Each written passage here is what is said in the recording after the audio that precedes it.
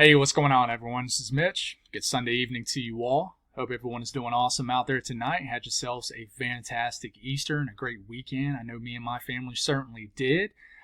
It was family packed. Got to see family members I haven't seen in quite some time. And, on a day like today, just feeling extra grateful. And I'm also feeling extra motivated. Jesus died on the cross to save us from our sins. He suffered physically and mentally. And I don't know, I just have a fire lit up under me today, and I hope it continues to carry on throughout the week, the months, the years. And, I've always had a fire under me. I've always been very motivated person, a self-motivated person, a very disciplined person, but just feeling it even more now than ever, just speaking from the heart, guys. And I just wish more people would take on that mentality. And I know that certain days are going to be harder than others, where it's going to be hard to maintain that fire. But I don't know, just feeling extra juiced up and motivated to get out there in the mission field and utilize my gifts, which I think we all have. In my opinion, I think we all have some sort of gift. Some people go their entire life without really knowing what their gift is.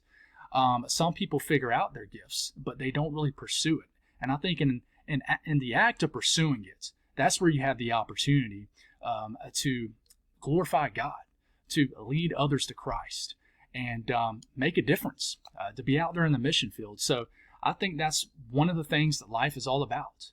This is our mission field. So, and I'm speaking to myself, not to y'all. I'm speaking to myself too. Talk to others about Jesus at work, out there, wherever you are, McDonald's, anywhere. So speaking to myself too, just feeling extra motivated. I got a fire up under me, and just feeling very, very motivated. So with all that being said, we're going to talk about the weather. We have a lot of weather to talk about. We have a lot of dangerous weather, unfortunately, coming up. We have a severe weather threat ongoing right now. We got one for tomorrow. We got one for Tuesday. So we're going to break this down very detailed for you folks. I'll break down the Storm Prediction Center outlook for both days. We'll talk about the ingredients driving into it, and we'll take a look at the latest long-range H-triple-R model to get you guys a great idea on the evolution and the timing of these storms. And then we'll break down a late season significant winter storm that's really going to drop a snow hammer on New England. I'm talking about 1 to 2 feet of snow as possible for certain sections of the interior Northeast. So we're going to break it all down for you folks. If you guys have not subscribed, certainly consider doing that. Like the video if you like it. I want to thank y'all for the month of March. It was very slow compared. I think it was the slowest month since like November. But it was a nice break, a nice breath of fresh air. Got to catch up with other things. But thank you for the people who continue to tune in, even in the slower times. It means a lot. And if you guys got anything that I can pray about or pray over as always, please put those in the comments below so I can do that and so others can do so too. Let's get rocking and rolling. So we're starting it off by looking at the water vapor loop. Haven't done this in a while. For the people who's been tuning in for a while, you probably remember I used to do this every single morning. But I want to look at this instead of the radar. And the reason is because you can see the main piece to this severe weather threat on the screen right here. And here it is. This is what we call a positively tilted trough right in here.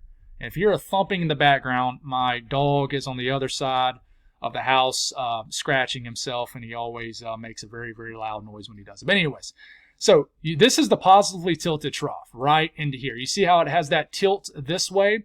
Well, there's a flow going around this trough like this.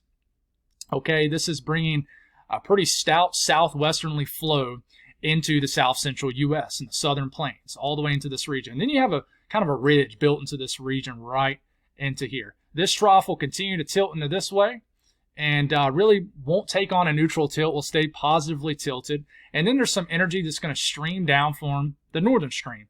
And eventually, this positively tilted trough, and this which is southern stream energy, and then this northern stream energy is going to begin to phase right into here, creating a pretty powerful system that, it's going to get injected with that northern stream energy supply, which is going to get injected with some cold air, and it's going to bring some crazy freak, probably early April, late season winter storm up in the Northeast. But this is going to continue, and basically what's going to happen with the severe weather threat is this basically mid-level impulse is going to work its way into the south central U.S. overnight into tomorrow morning is going to create a surface low.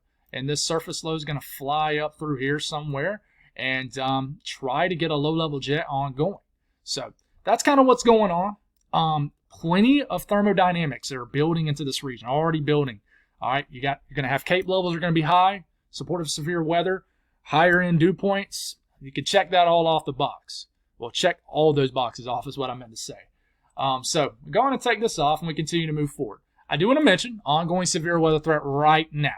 We do continue to have that slight risk all the way through the overnight hours until tomorrow morning. So please continue to be mindful of severe weather from areas of the Midwest all the way to the Mid-Atlantic region. Okay, could have some strong to severe storms. I think I was looking at the radar. We already had a couple storms in Virginia this afternoon and this evening. So not going to stay on that. Let's go on and jump into tomorrow. So there has been some changes, actually for the good. Now, we could wake up tomorrow morning and it's changed right back to what it showed this morning. But still have the enhanced risk that goes from central Oklahoma all the way to southern Illinois, all the way to extreme southwestern Indiana. Evansville, Indiana includes St. Louis, all the way to Columbia, Missouri, Jefferson, Missouri, not quite down to the Boot Heel, Missouri, but does include Springfield, Fayetteville, kind of the, Fort Smith, Arkansas, Tulsa down to Oklahoma City. Slight risk from just north of Waco, does include Dallas, all the way up over to Cincinnati, like Lexington, Kentucky. Okay, extreme southwestern sections of Ohio. So then we got the marginal risk that extends all the way from deep in Texas all the way over to like northern North Carolina. And there is a little extension back west into Amarillo and the panhandle of Texas. So what is this driven off of? Well, you remember this morning when we looked at the tornado risk, there was a 10% risk of tornadoes right in here with a hatch risk also, which means there was a chance of significant tornadoes. Well, the confidence has dropped in tornadoes tomorrow. So it stayed the same back here in this region. We had that 5% this morning too, but we don't have that 10% risk in there anymore. We just have a very large, broad 5% risk in the brown, which means there's a 5% risk of tornadoes within 25 miles in a given location from a very small section of northern Texas, just north of Dallas. Includes Oklahoma City, Tulsa, eastern Oklahoma, northern half and northwestern sections of Arkansas, southeastern sections of Kansas, and it does include all of southern Missouri, southern Illinois, southern Indiana, and then northern and northwestern sections of Kentucky. Okay, so tornado risk, confidence in there being tornadoes has dropped. Okay, now the damaging wind risk has remained. You got a 30% risk of winds exceeding 55 to 60 miles per hour in this red area right here. So this is driving an enhanced risk in this area right in here. Okay, but the hail threat, honestly, I think is going to potentially be the most significant threat tomorrow. So we have a 15% risk in the yellow of hail exceeding 1 inch in diameter or larger. In the red, we have a 30% risk of hail exceeding 1 inch in diameter or larger. But you see the black outline region right in here, which is kind of underlapped by the red outlining of the 30% risk up here. But you see the black dashes going in between this. This means we have a chance of significant weather, in this case, significant hail, which means you have a shot at hail exceeding 2 inch in diameter or larger within 25 miles in a given location in this area right into here. So this is going to be the area where you're going to have the most storm fuel, and your thermodynamics are going to be on the higher end. So you're going to have a shot at like baseball size hail with some of these storms. I mean, it could be quite significant with this. So kind of one of those spring days just to kickstart April, well, where, you're going to have a significant risk of hail. So let's talk about the threat for Tuesday. Okay, doing this video a little bit different, just kind of discussing the outlooks first. So for Tuesday, we do have a severe weather risk, basically for the Mid-South, the Ohio Valley, all the way into the Mid-Atlantic. Enhanced risk right in the middle of this. Level 3 out of 5 risk includes Charleston, down over to Cincinnati, Louisville, Lexington, Kentucky, almost over to Bowling Green. All right, and includes like the eastern hills of Kentucky. If you're a storm chaser, this is a rough terrain to chase in, that's for sure. I've never been up here, but I've been very close, and it was very difficult to chase up here. But we're not worried about chasers. We're worried about trying to keep people aware of this, so let's focus in on that. Deep South, slight risk, level 2 out of 5 risk down here all the way almost to Birmingham, Alabama. Northeast Mississippi looks like it goes just about down to Tupelo, Mississippi. All the way up to Indianapolis, Evansville is included, Columbus, Ohio, Baltimore, D.C. region, almost all the way to Pittsburgh, PA, and goes all the way into eastern Tennessee and western West Virginia. Includes just about the entire section of just about the entire state of West Virginia. So what is this driven off of? Well, we don't know. This is still technically at day 3. When we wake up tomorrow morning, we will know. All they're saying is there's a 30% risk of severe weather in this red area. There's a 15% risk in the yellow area. What I think they'll end up doing is they will put a 10% risk of tornadoes in this area. And the reason I think is because the low-level jet will be much more supportive for tornadoes Tuesday than Monday, tomorrow. And we're going to explain all of that here in a second. So that's all we know right now. But we are going to discuss some model outputs on this as we get deeper into the video. Everything will be time-stamped out very well. You know, guys, I talk a ton. Talk way more than your average YouTuber that talks on weather. But that's just the way I do things, and it's the way I flow the best. It's just getting deep in detail with you guys. So we'll start off in the wee hours of the morning tomorrow morning. You can see this positively tilted trough. And you see right in here where we have this enhanced mid-level flow, 85, 90, 95 mid-level jet. This is a mid-level pulse. This will fly over this region. You'll see it move over this area. This will create a surface low to develop. And, yeah, things will start to get a little bit wild. So we'll keep this going. Here's that mid-level flow. We're getting into Monday morning. Mid-level flow impulse, kind of an exit region of this jet, moves right over Oklahoma. This is going to initiate strong to severe storms here in Oklahoma and northern Texas. There's going to be probably a capping inversion, warm air loft down here deeper into Texas. But if any storms do get going deeper in Texas, they could produce large hail and some damaging winds, even a brief tornado. But you got plenty of mid-level flow already over the Ohio Valley, the Midwest. I mean, you know, 50, 55, 60 knot mid-level flow over this region already, kind of riding over the upper portion of what is a ridge built in place right in here. But you keep on going. You get into Monday evening, plenty of mid-level flow screeching over this region with probably a developing low-level jet because of a strengthening surface low somewhere into this region right in here. Okay? And then we go on and move into our Tuesday. And watch what happens. You see this energy diving in right here, trying to get involved in all this. Still got this strung out positive tilt with this trough. All this energy still going. You're probably going to have ongoing thunderstorms in the Ohio Valley Tuesday morning.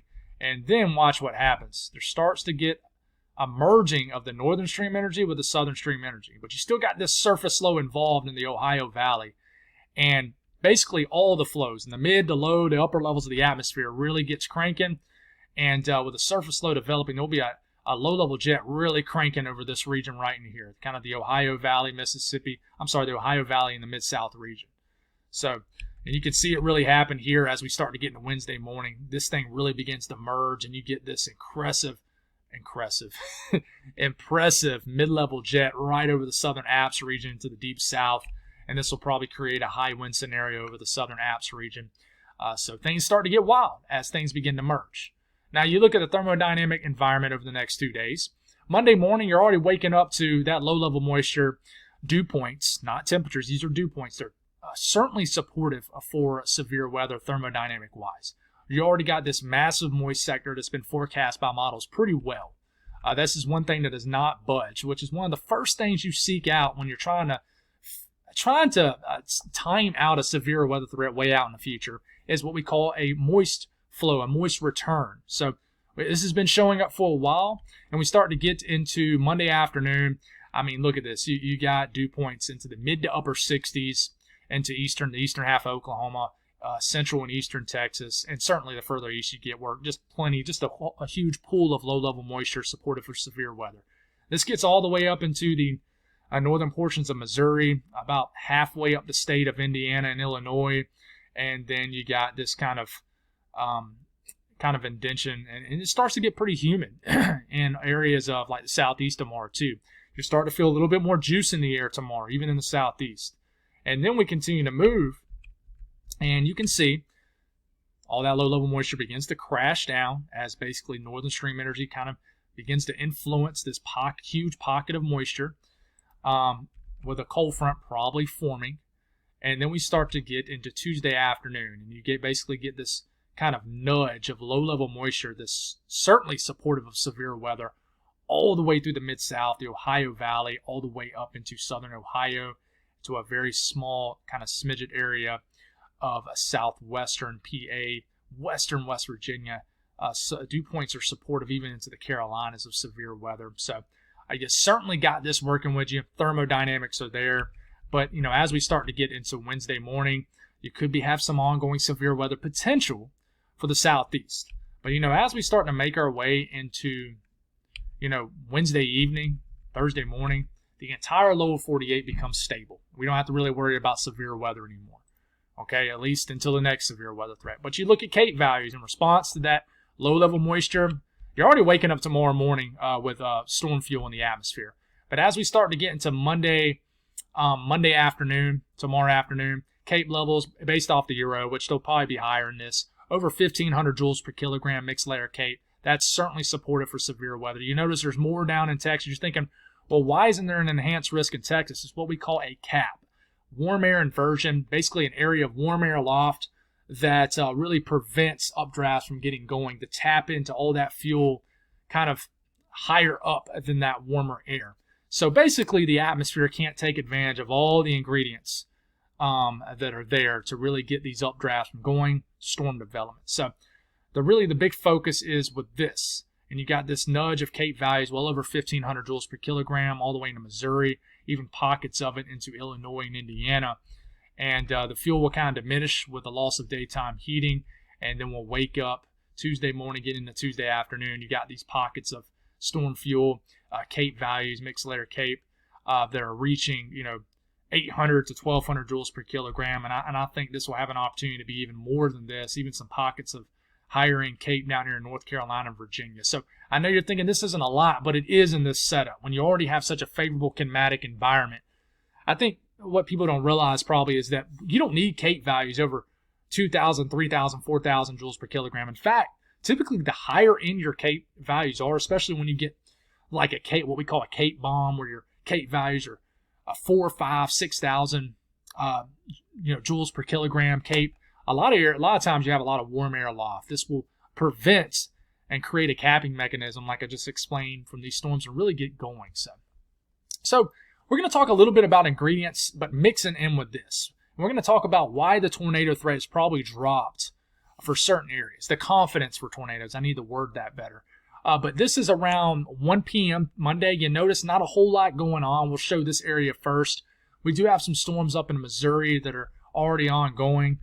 But as we start to get into, let's take it all the way to about 6 p.m., the latest HRRR model has some nasty storms down here along the Red River, just north and south of it. Storms capable of producing destructive hail. And then as we move it a little bit further in time, hopefully the storms miss Oklahoma City, but they look like they head right towards Tulsa, right in here. And then look at all these storms. All these could produce all hazards, but I think the biggest threat with these are large hail, very large hail, in central to eastern Oklahoma. These storms will have an opportunity to produce some nasty weather up into southeastern Kansas too. I think that there'll be a pretty distinct cutoff somewhere into here with supportive thermodynamics and thermodynamics that are not supportive for severe weather. But look at all these storms up into Missouri. We'll speak more on Missouri here in a second. But as you keep on going, these kind of cluster up. This is around 10 p.m. tomorrow evening. You got some big storms down here in northern Texas too that I think have an opportunity to produce some gusty winds and some very large hail. But these storms start to roll into like Fort Smith, Fayetteville, Springfield, Missouri, and then they start to clear out, and we'll get the cold front that kind of begins to move in, stabilizes the atmosphere. And by the time we'll wake it up tomorrow morning, you got snow rolling in overnight tomorrow night into western Kansas, the Guyman, Oklahoma getting snow, maybe even Amarillo. In fact, we do have, I think, some winter weather alerts in these regions. We'll speak on that a little bit tomorrow morning. But, I'll speak on this really quick. This is what we call the low-level jet. Winds about 850 millibars in the atmosphere, which is about 4,000 to 6,000 feet, about a mile above our heads. This is a big thing you look at for tornadoes, for that low-level shear, okay, directional shear. So, that's cool. Appreciate it. Sometimes I love pivotal weather. It's great for severe weather, but it's very finicky sight. But that's probably a user operator there. But, we start to get into Monday afternoon, Monday evening. This is right when these storms start to fire up right in here, right? But you don't have really any low-level jet. You have a very kind of weak flow in the low levels out here, like 10 to 15 knots. That's not that, that will cause a little bit of spin out there, but you really don't have a supportive low level flow for just a widespread high end risk of tornadoes. As you start to get into the evening, you start to get pockets of it. This is mainly storms that are producing their own kind of flow, but still, right when you have storms ongoing in eastern Oklahoma into southwestern Missouri, northwestern Arkansas, southeastern sections of Kansas, there's not really any low-level flow. No low-level jet really rampant in this region. So, this really does get going in the evening time frame. So if there is any storm still firing up in this region, then that's when the tornado threat could increase, probably after the sun sets tomorrow in these areas, as the low-level jet for a brief opportunity starts to get going in response to a surface low that is developing or continues to strengthen. So, but we will look at the updraft helicity swath, but it's a little bit deceiving. It does show some big-time rotation with those storms that develops along the Red River. And there could be a lot of broad rotation. Remember, this picks up on all rotation, whether it's tight rotation, broad rotation. Broad rotation, storms rotating, but you really need that very tight rotation for you to actually drop a tornado. And in this case, I think you'll have a lot of storms out there with a lot of broad rotation, but nothing that really latches to the surface. But we'll see what happens. I mean, I do think we're going to get a few tornado warnings in this area. So, not to downplay it. That's not what I'm trying to do. Just trying to explain what's driving this setup. So, we'll watch for this. Move a little bit up the road to the northeast. Missouri, Illinois, Indiana. We'll cover all these areas and everybody else you see on here. Waking up tomorrow morning, we got some rains up in Iowa. And we could have some more, I would say, elevated storms up in northern Illinois, northern Missouri. But then these storms start to fire up and, won't be so much elevated anymore. These storms that begin to get going around 1 to 2 p.m. tomorrow north of St. Louis, kind of just outside of Columbia, these will have an opportunity to produce some hail, even a tornado risk. But I think the tornado risk will be kind of low with these storms. I don't think you'll have a lot of low-level flow that's going to support a tornado threat, but you can't rule it out. So this kind of first push of kind of storms continue to kind of move throughout Illinois and Indiana. So, Indianapolis, Evansville, everybody, you're going to have a stormy afternoon tomorrow, even into, central Illinois. This is when you start to watch some of these storms right into here. You see this kind of loner right out here, kind of between Columbia and St. Louis, Missouri. I mean, that one storm looks like it rumbles right through St. Louis around 4 to 5 p.m. tomorrow, right around rush hour. And, when you start to see these pinks and whites show up on the HRRR model based off Weather Bell, it's trying to symbolize a big-time hail threat. And this thing continues to chug. And I would watch this area, this little corridor right in here, which is where they previously had that 10% risk of tornadoes. So continue to watch those storms as they continue to trail off and into southern Indiana. Okay, at this point, it doesn't look like areas along kind of the central Mississippi River, at least in this area right down here, has seen a lot of storms, like Evansville down to the Boot Hill. But you see these storms that pop up right here. This is around 7, 8 p.m. tomorrow evening. These will start to kind of flirt around with that low-level jet that begins to increase after the sun sets tomorrow. So I honestly think this area right here is really the area you want to watch out for. If any storms get going in this area, I think they will have an opportunity to produce a tornado. I really do. But it looks like on this run of the HRRR model, most of the storms stay kind of north of this area. But we'll have to see what happens. We will. But you kind of keep these storms going. And they all kind of congeal up together. This is around 10, 11 p.m. The low-level jet is increasing in this area. So we do have to watch this convection kind of heading out of northwestern Arkansas. And then we start to get into the middle of the night tomorrow night, 1 to 2 a.m., ongoing hefty storms still up in St. Louis. These storms begin to move into the Boot Hill. These storms begin to heavily impact western Kentucky. Southern Illinois, southern Indiana continues to get blasted by storms. And all the way into Tuesday morning, you still got storms ongoing. In fact, we'll just kind of keep on going here. And look at all these storms continuing just to hug the Illinois, Indiana, Kentucky state line.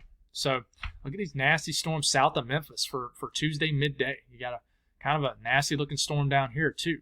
So, you look at the low-level jet with this, and this is where I'm going to kind of explain to you how this kind of increases a little bit later in this period. And you back it up here, we have a lot of storms ongoing right in this entire region, but you notice there's just like little itty-bitty pockets of low-level flow that's supportive. But this is kind of mainly driven off these storms itself. What about this actual low-level jet? And this begins to increase down in Arkansas where there isn't a whole lot of storms ongoing. But any storms right into here, you start to get that 20, 30 knot low-level jet ramping up and surface low somewhere into here. Any storms right into here, you got to watch out. I'm telling you, southern Missouri, southern Illinois, even into western Kentucky, southern Indiana. Watch out. That low-level jet begins to get ramped up. So you look at the updraft Felicity swath. This is what happens over the overnight hours, right? But there's that tornado. There's that big cell I was talking about, kind of between Columbia and St. Louis. Look at the spin on that. But then look after this. Look, you see how you see these little highlighted areas that kind of come in behind this. That's when that low-level jet begins to get ramped up. Okay, so we got to watch. Still watch this area that had that highlighted 10% risk area threats. This morning, we still want to watch that area. I still think that's the area where you'll have the highest threat for a tornado.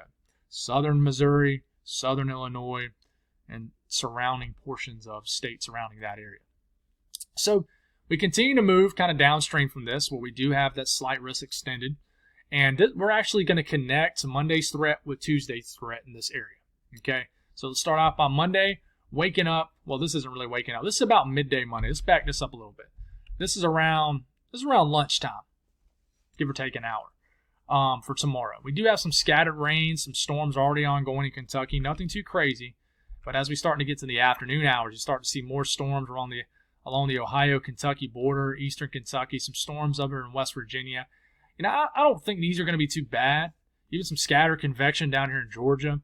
But you see all those storms up to the north, those will begin to try to drop south, but I think they'll more so kind of ride the northern section of this ridge and continue to kind of ride the upper portion up here of this ridge and kind of sink, eventually move from west to east to kind of northwest to southeast.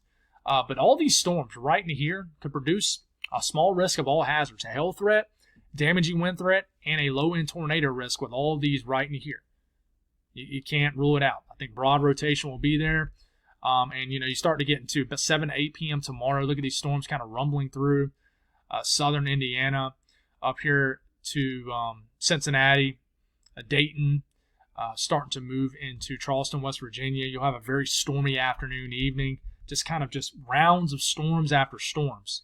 Okay, and then you finally get rid of that, and then here comes another round. This is like after midnight tomorrow night. More storms begin to move into those same areas I just mentioned, but you notice the storms start to sag a little bit further south. So this is around 3 o'clock in the morning, Tuesday morning, nasty storms rumbling through western Kentucky, Paducah, Mayfield, Owensboro,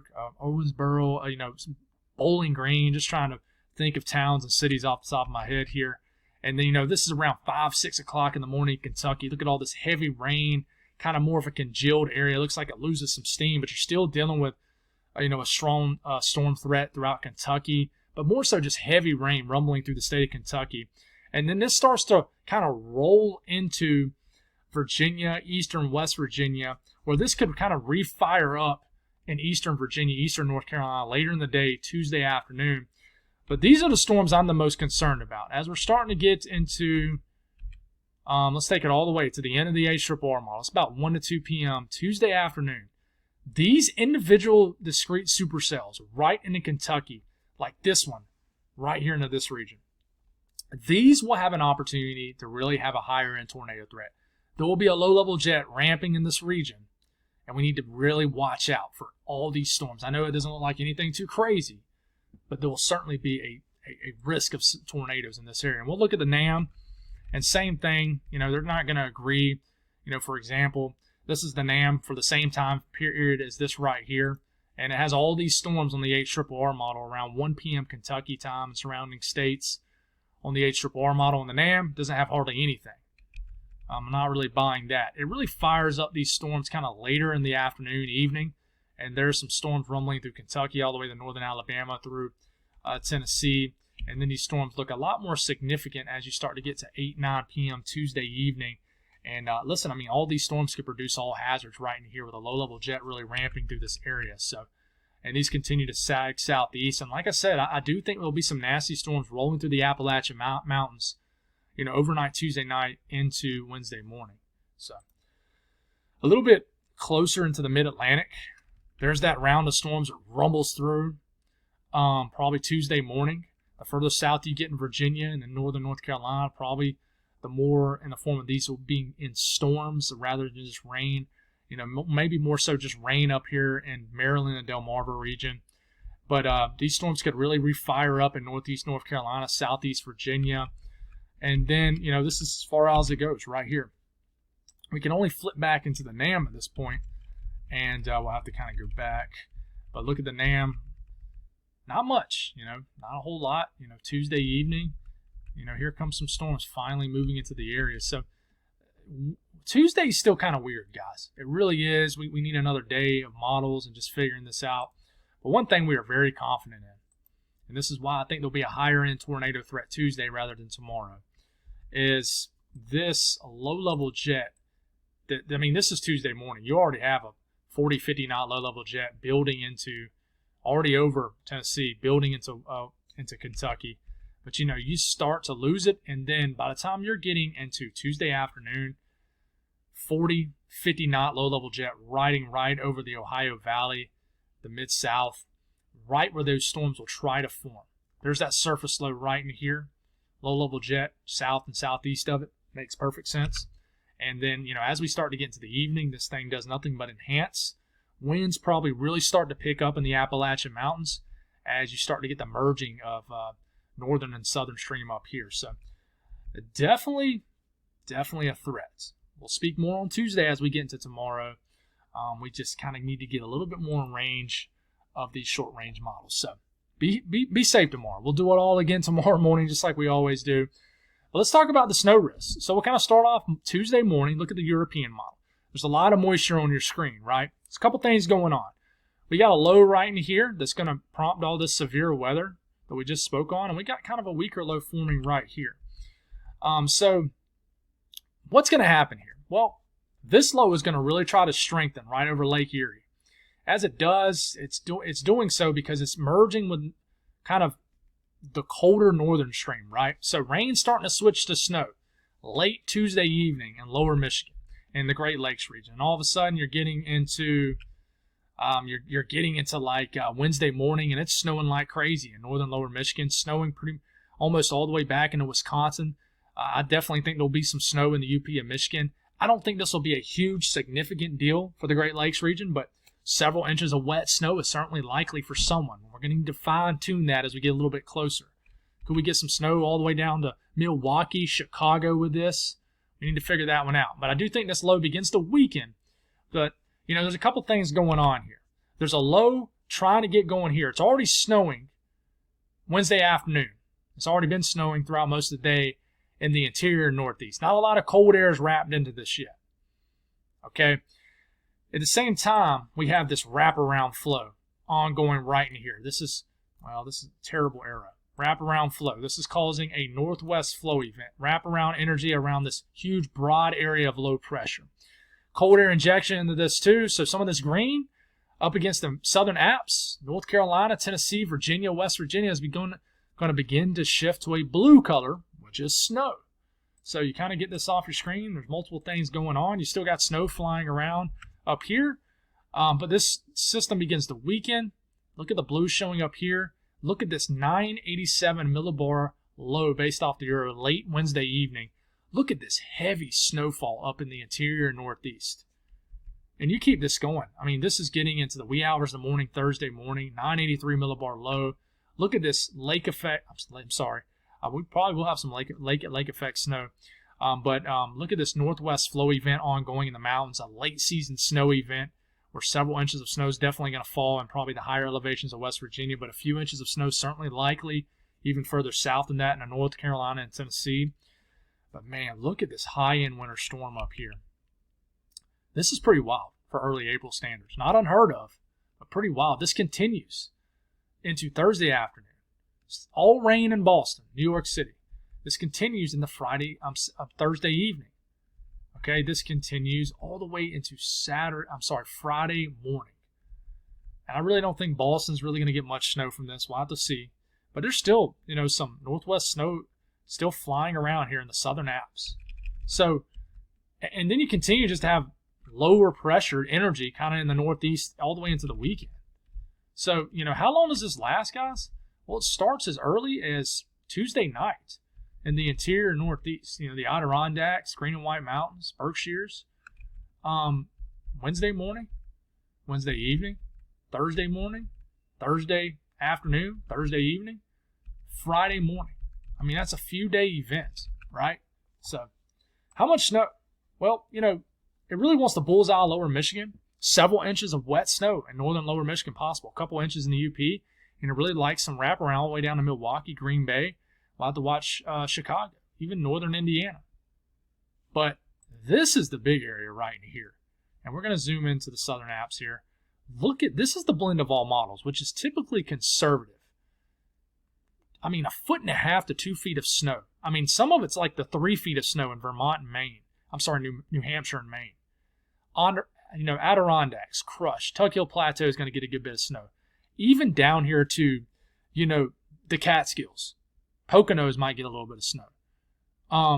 Even into the southern tier of the Finger Lakes area. Berkshires. There's even a signal into like Boston. Even a signal all the way into northern Connecticut, northern Rhode Island.